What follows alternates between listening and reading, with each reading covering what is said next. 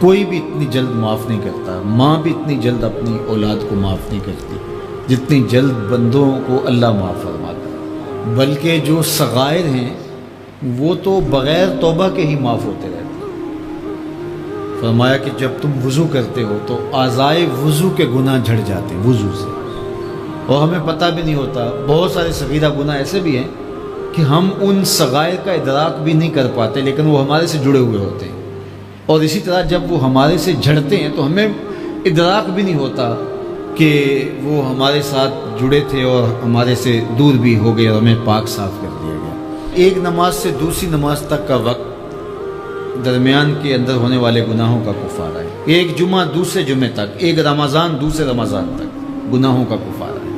تو یہ اللہ کی کرم نوازیوں کے رنگ، بلکہ فرمایا ہم نے تم کو جو بڑے گناہوں سے منع کر رکھا ہے، اگر تم ان گناہوں سے اپنے آپ کو بچا لو تو ہم اس کے صلے کے اندر تمہارے چھوٹے گناہ ویسے ہی معاف کر دیں۔ ایک تو ہے کہ تم وضو کرو گے تو جھڑیں گے، ایک تو یہ ہے کہ تم کچھ اعمال کرو گے تو اس کی برکت سے یہ گناہ ساتھ جھڑ جائیں گے، لیکن اگر تم بڑے گناہوں سے بچتے رہو گے تو ہم تمہاری اس بات کا اعزاز تمہیں دیتے ہوئے کہ تمہیں اللہ کے حکم کا پاس ہے اور تم بڑے گناہوں سے بچ رہے ہو، اور جو چھوٹے گناہ تم سے سرزد ہو گئے ہم اس بڑے گناہ سے بچنے کی وجہ سے وہ ویسے ہی تمہارے سے ہٹا دیں گے، تمہیں صاف کر دیں گے، ستھرا کر دیں گے۔ یہ کتنی کرم نوازی ہے۔ اور اگر تم نیکیاں کرتے ہو تو نیکی بھی تمہارے گناہ کو مٹا دیتی ہے۔ اللہ کے محبوب علیہ السلام نے جو 3 وصیتیں کی تھی تو ان میں سے ایک وصیت یہ تھی کہ گناہ تم سے سرزد ہو جائے تو اس کے بعد تم نیکی کرو، کیوں؟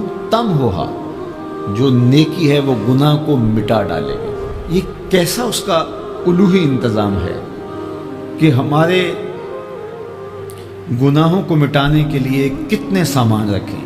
چھوٹے گناہ سرزد ہو گئے ہیں تو وضو کرنے سے، نماز ادا کرنے سے معاف ہو گئے، صدقہ کرنے سے معاف ہو گئے، کسی کو مسکرا کر ملنے سے معاف ہو گئے، رستے میں پڑی ہوئی چیز ہٹا دی تو اس سے معافی ہو گئی، دروشی پڑا تو گناہ معاف ہو گئے اور خطائیں دھل گئیں اور درجات بلند ہو گئے، اور نیکی کی تو ساتھ گناہ بھی معاف ہو گئے۔ تو باقی رہی بات کہ کبیرہ گناہ، بڑی بڑی باتیں، تو شرک سے بڑی بات تو کوئی نہیں ہے، سب سے بڑا گناہ تو شرک ہے، لیکن اگر بندہ توبہ کر لیتا ہے تو اللہ شرک کو بھی معاف کر دیتا ہے۔ ایمان شرک سے برات کا اظہار ہے تو شرک بھی معاف ہو گیا، ورنہ شرک معاف نہیں ہے، اور باقی کبائر بھی توبہ سے، رجوع اللہ سے معاف ہو جاتے ہیں۔ یہ کتنی اس کی کرم نوازیوں کے رنگ ہیں کہ اس کے حضور جب آپ آ جائیں اور اپنی معذرت پیش کر دیں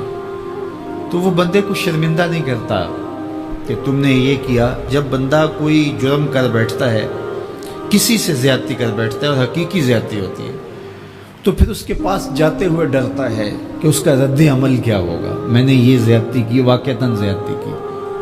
اب اس کا سامنا کرتے ہوئے ڈرتا ہے کہ جب میں جاؤں گا معاف کرے گا نہیں کرے گا، دونوں امکان ہوتے ہیں۔ پھر معاف کرے گا تو کتنا رگیدے گا، مجھے کتنا احساس دلائے گا، اور اس کے بعد معاف کرے گا۔ تو بندے کے قدم اٹھتے بھی ہیں اور کئی وسواس اس کے ساتھ جڑے ہوئے ہوتے ہیں کہ معافی ہوگی یا نہیں ہوگی، اور میری تذلیل ہوگی یا میری کیا صورتحال ہوگی۔ کسی سے بھی معافی مانگتے ہوئے اسی لیے لوگ اڑ جاتے ہیں۔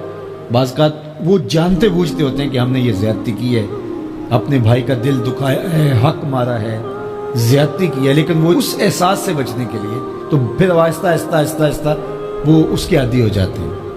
لیکن آپ اور میں گناہ کرتے ہیں تو گناہ کرنے کے بعد جب خیال پیدا ہوا کہ معافی مانگنی چاہیے، تو جب ہم وضو کر کے قدم اٹھاتے ہیں توبہ کے لیے تو ہمیں کوئی ایسا وسوسہ نہیں ہوتا کہ وہ معاف نہیں کرے، بلکہ حضرت داتا گنج بخش علی حجویری علیہ رحمہ کشف المعجوب میں ایک بزرگ کا قول نقل کیا کہ جس نے توبہ کی اللہ نے اسے معاف کر دیا۔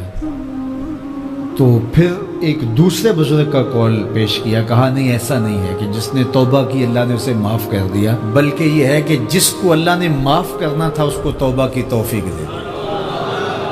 وہ خود کہتا نا کہ توبوا الی اللہ، میری طرف آؤ، رجوع کرو، اور میری طرف آ کے اپنے گناہوں کی معافی مانگو. تو اللہ توبہ کے لیے بلا رہا ہے. تو جب بلا رہا ہے تو اس کا مطلب ہے معاف کر دیا تو بلا رہا ہے نا.